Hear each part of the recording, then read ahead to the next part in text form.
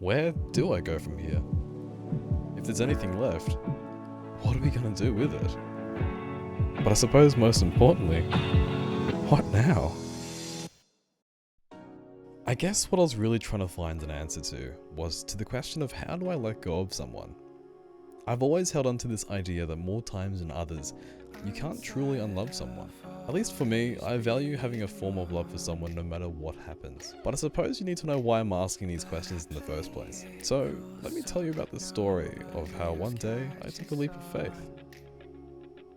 Before contemplating my life on a beach, before camping out in some random place with my best mate, or even before the idea of self-care crossing my mind, allow my active friend Brady and I to tell you how everything started with just a single I need to chat to you about something. We all know the best things come out of those exact words.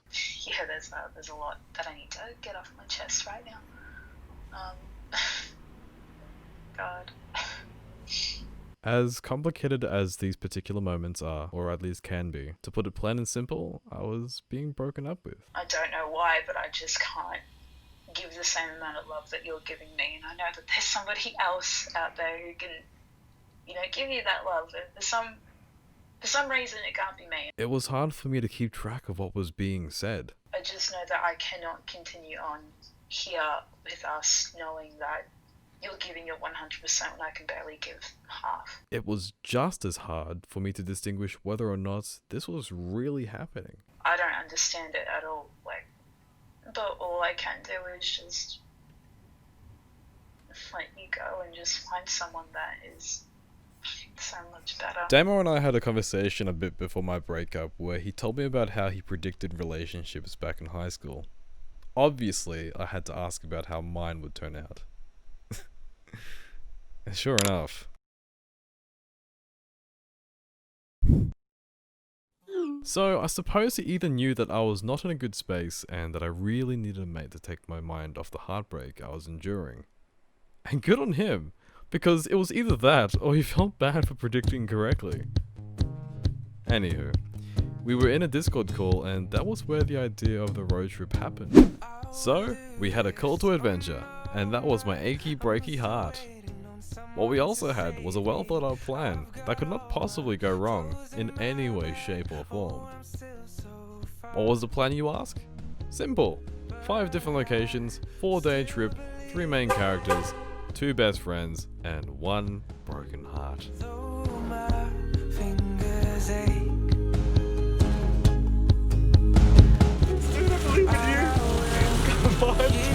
We're going 60 in a 90 zone because it's going uphill. He can make it. He's getting better, he's getting faster. Come on, Charles. He's a gentle spirit. The first leg of our journey was from Brisbane to Toowoomba. Once in Toowoomba, we made sure to stop by the local Macca's in preparation for the quests we had lined up. The idea of being in Toowoomba was not just to see the cool sights, but I needed a means to leave new memories where old ones were, as a part of the unloving process.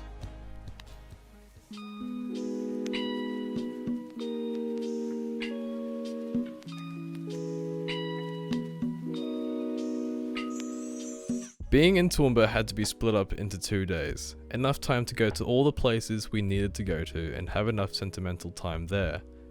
The first couple locations were Queens and Laurelbank Park. There, old memories of holding hands and sitting on park benches flooded back in. So, being here with a good mate meant that these locations could associate with other memories of just myself and a good friend. This creature right here is a saltwater croc. Crikey! These can have the force of a truck. They're predators, so their eyes are designed to look forward, not backwards, alright? And then what you want to do is... I got him! Alright. You got him, I got him. Damon, you really... Crikey! The next location was Picnic Point. The drive to and the walk around consisted of dense enough fog that seeing a meter in front of you was almost impossible.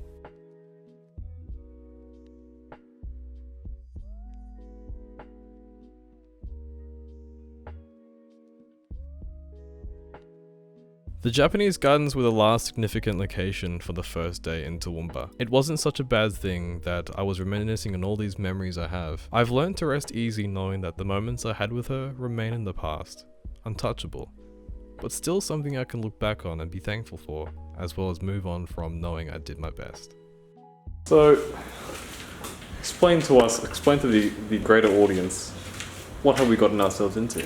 Well, the master of preparation here has prepared meals, places to stay, and exactly where we want to be, right here. I've planned all of that, except I didn't call up the places to confirm that it's okay for us to stay here. Turns out this isn't a camping spot, it's just a caravan spot, and we aren't very welcome here. And it doesn't help the weather is absolutely galing with a lot of rain. So we called up the after hours specialist there, and he didn't seem too happy, but he said he'll see what he can do, because he's not going to just leave us in the rain. And he just gave us the bloody stable or stadium of this is like a small stadium. It looks like a bullfighting ring. Under the cover with electricity and bathrooms. It's pretty much luxury. We're glamping at this point. We're glamping. Nice. Nice. What up? MTV Cribs here. Introduce your tent for. Yo guys, this is my swag right here. I call it a swag because that's what it is, and I have a lot of it, alright? So come on inside. So what we have here is prime swag right here. It's where we have just absolute glorious amount of room. Not only that, but we have both side doors. 2 sides. I can go from either side. Not only that, but we also have little entrance over this way as well. We have this. Is just. I can just like peel my head through. I don't know if it's an entrance. I think it's actually just a window. It's just a window. Can you see me? Yeah. Is this possible? Oh, you can. Okay, MTV Cribs, hello. Look at this. You thought that swags can't get any better. You'd be stopping at Dammo's because it can't get any better than that. That has 3 dimensions. I've got 0.5, so basically, here it is. Here's the cocoon, right? So we have just enough room for my head right here, my feet, all my belongings in there. It's all good. No wipers, no worries. A sneak peek inside. There's that.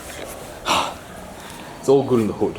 After what might have been the eeriest night's sleep I've had in a while, Dammo and I proceeded to what was left of the remaining places to visit in Toowoomba. Our first stop of the day was Mount Kinnick. I allowed some time for myself to think back on what this place meant to me. In a way, I was kind of upset. Vivid memories of what felt like so long ago painted themselves right before my eyes as I sat in a place I once sat.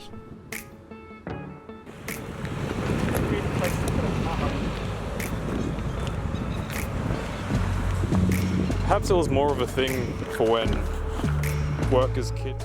But the time for being reminiscent and poetic simmered down once I remembered that this place had a playground.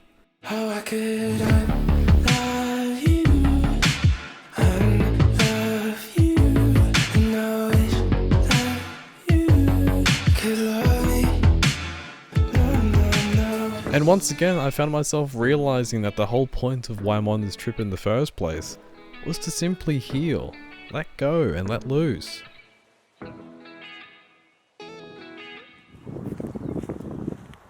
This food's brought to you by Bunny. The lowest prices is just the beginning. That's our guarantee. I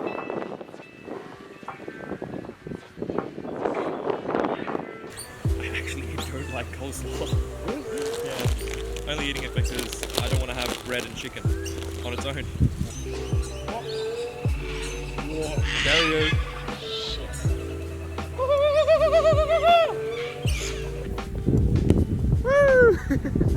Full speed ahead. Cam, watch out, Cam!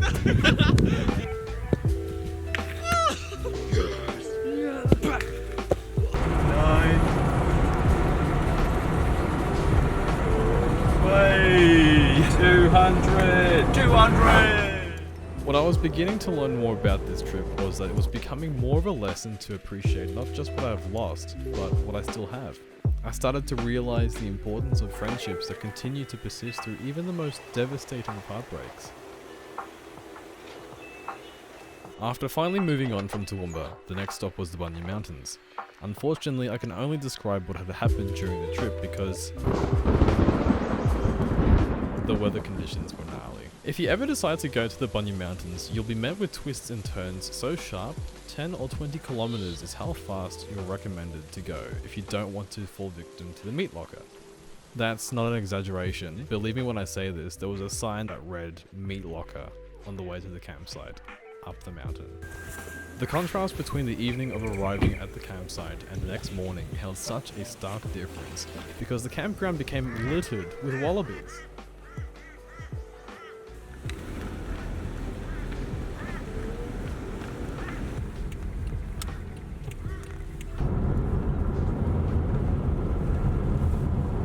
So is this the place that you spoke about that has like Big Mac. oh the Big Mac pie. The small and very humble town of Blackbutt proceeded after the Bunya Mountains. Dammo insisted this should be a place to visit for the very unique and very tasty cheeseburger pie. It looks neat, but it's like, it's all the same tree.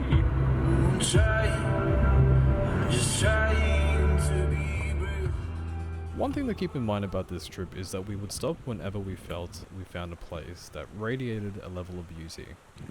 This river was an example of one of those locations.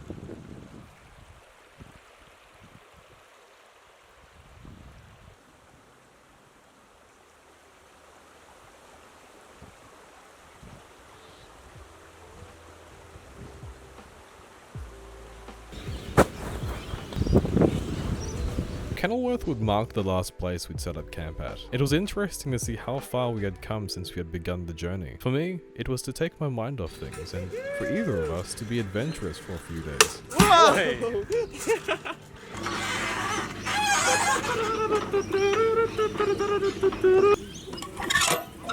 This is my job now. Dude! I can see Switzerland! I can see Hannah! Good stuff. Having a break. Hopefully I get paid for that shit. I never really gave it too much thought though. But up until we truly settled in and saw the sights and had delights of not so foreign shores, I realized how much time I lost track of. What?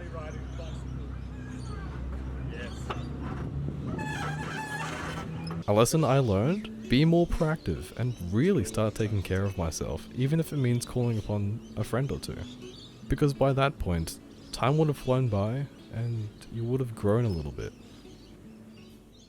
I realized that by going on this adventure, I was able to find answers to those questions I asked myself. I knew that where I had to go was somewhere that had learning opportunities, somewhere that was anywhere with the right people. I knew that with whatever I had left, I had to put towards bettering myself as a person. And I knew with what I had to do now, had to more or less do with moving on in a productive and healthy way. Not hating the other person, not holding any grudges, and loving them just as much as I would with someone who was important to me. With those who are important to me, I'm thankful for those few good friends I have now, because they were consistent with being a good friend. And with that concludes the story of how one Sadian took a leap of faith and allowed one of his best friends to be spontaneous. To go out and just have an adventure.